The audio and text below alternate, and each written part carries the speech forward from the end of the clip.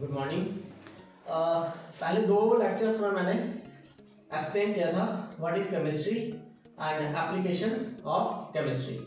इसी चैप्टर का third topic है हमारा मैटर। ठीक है, मैटर क्या होता है ये हम लोग छोटी क्लासेस से पढ़ते आ रहे हैं कि मैटर जो है कोई भी ऐसा सबस्टेंस, कोई भी ऐसी वस्तु जिसका क्या होता है, अपना मास होता है और वो स्पेस ऑक्यूपाई करता है। ठीक है, तो यहाँ पे भी सेम वही डेफिनेशन है कि anything which occupies space and possesses definite mass which is felt by one or more five senses। मतलब हम लोग अपनी सेंस से उसको एग्जामाइन कर सकते हैं कि यहाँ पे कोई मैटर है। कोई भी चीज हमारे सराउंडिंग में प्रेजेंट होगी वो मैटर होगा। ठीक है, तो उसके बाद है क्लासिफिकेशन ऑफ मैटर। तो मैं मैटर को दो टाइप्स में, दो कैटेगरीज में डिवाइड करता हूँ। एक फिजिकल क्लासिफिकेशन है और एक केमिकल क्लासिफिकेशन है। ठीक है, तो जो मैं फिजिकल क्लासिफिकेशन करूंगा आपके मैटर की, वो डिपेंड करेगा आपके मैटर के फिजिकल स्टेट के ऊपर कि जो भी आपने मैटर लिया है, जो भी फॉर्म आपने मैटर का लिया है, उसका फिजिकल स्टेट क्या है। ठीक है,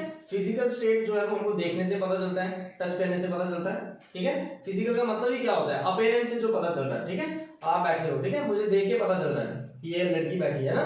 तो सिमिलरली कोई भी चीज जिसको हम लोग देख के उसके अपीयरेंस से एग्जामाइन कर सकते हैं वो उसका फिजिकल स्टेट होगा। ठीक है, तो फिजिकल स्टेट के बेस के ऊपर मैं मैटर को 5 डिफरेंट टाइप्स में क्लासिफाई करता हूं। ठीक है, solid, liquid, gas, plasma and Bose Einstein. ये दोनों फॉर्म्स जो ये हायर क्लासेस में हम लोग डिस्कस करते हैं, यहाँ पे इसका यूज नहीं है, लेकिन ये तीन कॉमन फॉर्म्स हैं, सॉलिड, लिक्विड और गैस, जो हम लोग बेसिकली यहाँ पे पढ़ते हैं। तो सॉलिड, लिक्विड और गैस, ये तीन डिफरेंट फॉर्म्स हैं आपके मैटर की। ठीक है, on the basis of the physical state the matter can be classified into these three different types that we will discuss here। तो सॉलिड, लिक्विड और गैस, ये तीनों चीजों में कोई ज्यादा डिफरेंस नहीं है, सिर्फ एक पॉइंट जो है तीनों को डिफाइन करता है। वो पॉइंट क्या है, इसके कॉन्स्टिट्यूएंट पार्टिकल्स का अरेंजमेंट। आपने क्या करना है, सॉलिड लीजिए, लिक्विड लीजिए और गैस लीजिए, उनके कॉन्स्टिट्यूएंट पार्टिकल्स के अरेंजमेंट को स्टडी कीजिए। अगर कोई भी ऐसा सबस्टेंस है जिसके कॉन्स्टिट्यूएंट पार्टिकल्स क्लोजली पैक्ड है, मतलब एक दूसरे के पास है ना, तो वो क्या होगा, सॉलिड होगा। और जेन्युइन सी बात है, अगर एक दूसरे के काफी पास होंगे तो मूव नहीं कर पाएंगे। ठीक है, तो सिर्फ एक टाइप का मोशन जो है सॉलिड सब्सटेंसेस शो करते हैं, वो है वाइब्रेटरी मोशन। ठीक है, और कोई भी मोशन जो है जो सॉलिड फॉर्म में जो मैटर एग्जिस्ट करता है वो शो नहीं करता, सिर्फ एक टाइप का मोशन जो है वो शो करता है, और वो कौन सा मोशन है, वाइब्रेट। तो यहाँ पे देखिए, मैंने यहाँ पे ये तीन फिगर्स प्लॉट किए हैं, ए, बी और सी।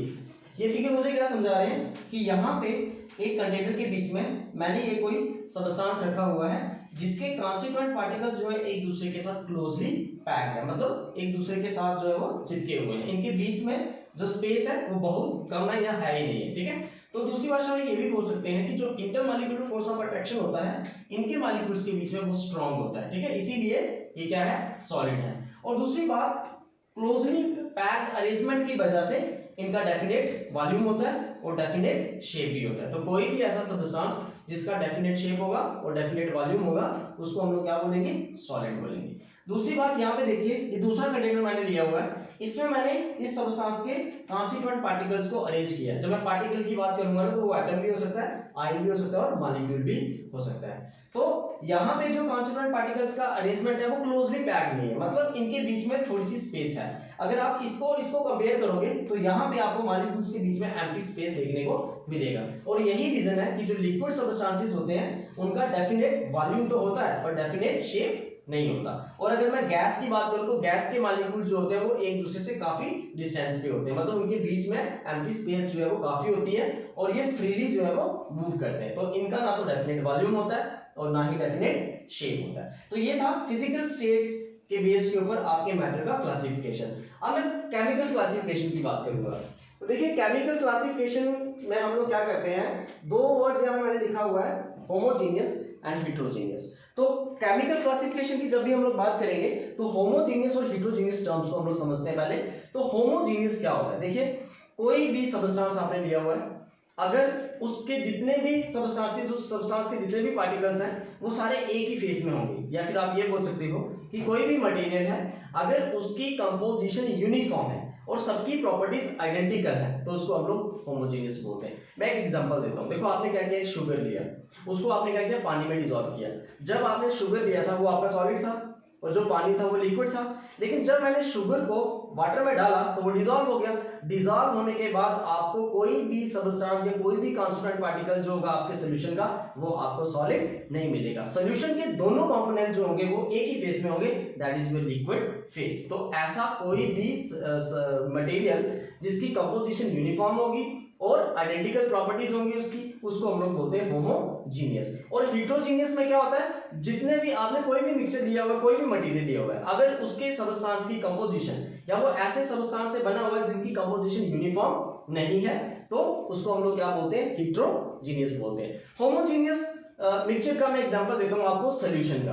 देखिए सॉल्यूशन में क्या होता है, अगर आप सॉलिड सबस्टेंस लेते हो उसको आप लोग लिक्विड में डिसॉल्व करते हो, दोनों अलग अलग है, लेकिन जब वो सॉल्यूशन बना देंगे तो वो दोनों लिक्विड फॉर्म में एग्जिस्ट करेंगे, दैट इज उसकी कंपोजिशन भी यूनिफॉर्म होगी और सारे जितने भी सॉल्यूशन के सब्सटेंसेस कांस्टिट्यूएंट पार्टिकल्स होंगे वो सारे आपको एक ही स्टेट में मिलेंगे, एक ही फिजिकल स्टेट में मिलेंगे, दैट इज योर लिक्विड। और आप उसको फिजिकल मेथड से सेपरेट नहीं कर सकते हो। अगर आपने एक बार होमोजेनियस मिक्सचर बना दिया तो आप लोग जितना मर्जी ट्राई कर लो, फिजिकल मेथड से आप उसको सेपरेट नहीं कर सकते। हाँ, केमिकल प्रोसीजर से में भी आप उसको सेपरेट कर सकते हो, तो उसको हम लोग बोलते हैं होमोजीनियस। जैसे मैं हेटेरोजीनियस की बात करता हूँ, आप रेत लेते हो है ना, सैंड, उसको आप लोग वाटर में डिसॉल्व करते हो, क्या रेत वाटर में डिसॉल्व होता है? नहीं होता ना। अगर आप हाथ डालोगे तो रेत आसानी से क्या होगा, सेडिमेंटेशन डिकैंटेशन से हम उसको सेपरेट कर देते हैं। तो हेटेरोजीनियस मिक्सचर में जो भी कंपोनेंट्स होते हैं उनको हम लोग फिजिकल मेथड से सेपरेट कर सकते हैं, क्योंकि वो ऐसे मटेरियल का बना हुआ है जिसके सब्सटेंसेस की कंपोजिशन यूनिफॉर्म नहीं है और उसकी प्रॉपर्टीज भी सेम नहीं है, that is your heterogeneous. Chemical classification जो है, हम लोग मैटर को दो टाइप्स में यहाँ पे क्लासिफाई करते हैं। एक मैंने यहाँ पे लिया हुआ है प्योर सब्सटेंस और दूसरा मैंने लिया हुआ है मिक्सचर। तो देखिए प्योर सब्सटेंस क्या है, कोई भी ऐसा मटेरियल जो सिर्फ एक ही तरह के सब्सटेंस से बना होगा। कोई भी ऐसा मटेरियल आप ले लो जिसमें सिर्फ एक ही टाइप का सब्सटेंस प्रेजेंट होगा, उसको हम लोग बोलते हैं प्योर सब्सटेंस, ठीक है। और मिक्सचर में क्या होगा, जो एक से ज्यादा सब्सटेंसेस का बना होगा, वो डिफरेंट भी हो सकते हैं, सेम भी हो सकते हैं, ठीक है। तो अब देखिए जो आपका प्योर सब्सटेंसेस को फर्दर में दो टाइप्स में क्लासिफाई करता हूं, एक एलिमेंट और कंपाउंड। ये बहुत इंपॉर्टेंट चीज है, एलिमेंट और कंपाउंड। तो देखिए एलिमेंट में क्या होता है, सेम टाइप का पार्टिकल प्रेजेंट होगा। अगर आपने एटम लिया होगा ना तो उसमें सिर्फ एटम होगा, अगर आपने मॉलिक्यूल लिया होगा ना तो उसमें मॉलिक्यूल होगा, ठीक है। तो क्या बोलता है कि pure substance, element is a form of pure substance which can not be broken और बिल्ट इनटू सिंपलर सब्सटेंस। मतलब ये सिंपलेस्ट फॉर्म होगा आपके प्योर सब्सटेंस, जिसको आप फर्दर डिवाइड नहीं कर सकते और ना ही आप किसी को जोड़ के इसको बना सकते हो, ठीक है। या फिर आप ये बोल सकते हो कि ये प्योर सब्सटेंस का वो फॉर्म है जो सिर्फ एक ही काइंड के पार्टिकल का बना होगा। और जब मैं पार्टिकल की बात करूंगा तो उसका क्या मतलब है, वो एटम भी हो सकता है, आयन भी हो सकता है और मॉलिक्यूल भी हो सकता है। और दूसरी बात मेरी कंपाउंड की आती है। तो कंपाउंड जो है वो ऐसा फॉर्म है आपके प्योर सब्सटेंस का जो क्या होगा, एक से ज्यादा एटम्स, एक से ज्यादा पार्टिकल्स का बना होगा। जैसे मैं आपके एलिमेंट की बात करता हूं, आपका कार्बन है, आपका सल्फर है ना, आपका हाइड्रोजन मॉलिक्यूल होगा। तो कार्बन, सल्फर, ठीक है। उसके बाद आप ले लीजिए बोरान, ले लीजिए आप लोग, सोडियम ले लीजिए, ब्रोमीन ले लीजिए, आयोडीन ले लीजिए, आयोडीन भी मॉलिक्यूल होगा। तो ये सारे क्या हैं, आपके एलिमेंट है, क्योंकि ये सिर्फ एक ही टाइप के एटम के बने होते हैं। जैसे आप लोग ले लो सल्फर, आप ले लो कार्बन, ठीक है, आप लोग ले लो यहाँ पे सोडियम ले लो आप लोग, ठीक है, उसके बाद आप लोग हीलियम ले लो। तो ये सारे एक ही एटम के बने हुए हैं ना, तो इनको मैं क्या बोलूंगा, एलिमेंट बोलूंगा। लेकिन जब मैं कंपाउंड की बात करूंगा ना तो कंपाउंड्स में क्या होगा, एक से ज्यादा एटम्स प्रेजेंट होंगे, ठीक है। वो एक से ज्यादा पार्टिकल प्रेजेंट होगा, वो मॉलिक्यूल भी हो सकता है। अगर मैं इसकी बात करूं, मॉलिक्यूल की बात करूं, ये तो था एटम की बात, है ना। अगर मैं मॉलिक्यूल की बात करूं तो देखो H2 है, O2 है, N2 है ना। लेकिन ये मॉलिक्यूल जो सेम एटम्स का बना हुआ। देखिए यहाँ पे कंफ्यूजन कहां पे आता है बच्चों को, एलिमेंट और मॉलिक्यूल्स के बीच में, क्योंकि अगर आप लोग पीरियोडिक टेबल पढ़ते हो तो ये सारे एलिमेंट्स ही हैं, O2, H2, N2, है ना। लेकिन यहाँ पे दो सेम एटम्स कंबाइन होंगे एक बना रहे हैं ना, तो दो एटम्स जब कंबाइन होंगे तो एक मॉलिक्यूल बनेगा। अगर आपका एटम सिंगल है, सेम टाइप का एटम है, वो कंबाइन होकर बना रहा है तो वो मॉलिक्यूल है, और अगर सिंगल एक एटम है तो वो आपका एलिमेंट है। एलिमेंट और मॉलिक्यूल में ज्यादा डिफरेंस नहीं है। एलिमेंट में क्या होगा, सिर्फ एक एटम होगा, और मॉलिक्यूल में क्या होगा, दो एटम्स होंगे और दोनों सेम एटम्स होंगे, ठीक है। जब दो सेम एटम्स आपस में कंबाइन होंगी तो एक मॉलिक्यूल बनेगा, ठीक है। अब मैं कंपाउंड की बात करता हूं। देखो मैं सिंपल सी एग्जांपल देता हूं, H2O CO2 SO2। तो कंपाउंड में क्या होता है, आप लोग क्या करते हो, देखो इसका एक बहुत इंपॉर्टेंट पॉइंट मैं यहाँ पे आपको सिखाऊंगा। देखो यहाँ पे भी क्या किया आपने, एटम्स को कंबाइन किया, यहाँ पर भी आपने एटम्स को कंबाइन किया, तो क्या मैं इसको मॉलिक्यूल बोल सकता हूँ? बिल्कुल बोल सकता हूँ, लेकिन ये कंपाउंड भी है, इसको मैं कंपाउंड नहीं बोल सकता।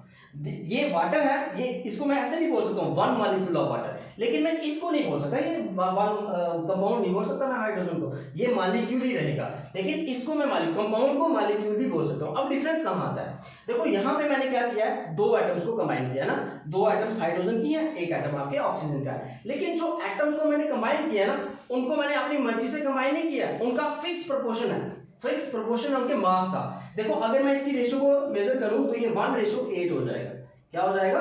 1:8 हो जाएगा, और इसका ये जो रेशो है ना, ये फिक्स रहेगी। तो हम कंपाउंड को क्या बोलते हैं? Compound is a form of pure substance which is consist of 2 or more atoms combined in a fixed proportion by mass, and it can be decomposed into their constituent elements by any physical force or chemical force। तो chemical force में यहाँ पे electric charge ले लेता हूँ, अगर मैं इसकी इलेक्ट्रोलिसिस करूंगा वाटर की तो हाइड्रोजन अलग हो जाएगा, ऑक्सीजन अलग हो जाएगा, है ना। लेकिन एक चीज और है, जो कंपाउंड होता है ना, जब जो डिफरेंट दो एटम्स आपस में कंबाइन होते हैं ना, जब वो कंपाउंड बनाते हैं ना, तो जिन एटम से जोड़ के आपने कंपाउंड बनाया ना, उन एटम की प्रॉपर्टी और इस कंपाउंड की प्रॉपर्टी टोटली चेंज हो जाती है। अगर मैं सिंगल हाइड्रोजन लेता हूं तो गैस है, अगर मैं ऑक्सीजन लेता हूं तो गैस है, लेकिन जब मैं दोनों को कंबाइन करता हूं वाटर बन जाता है। वाटर गैस है?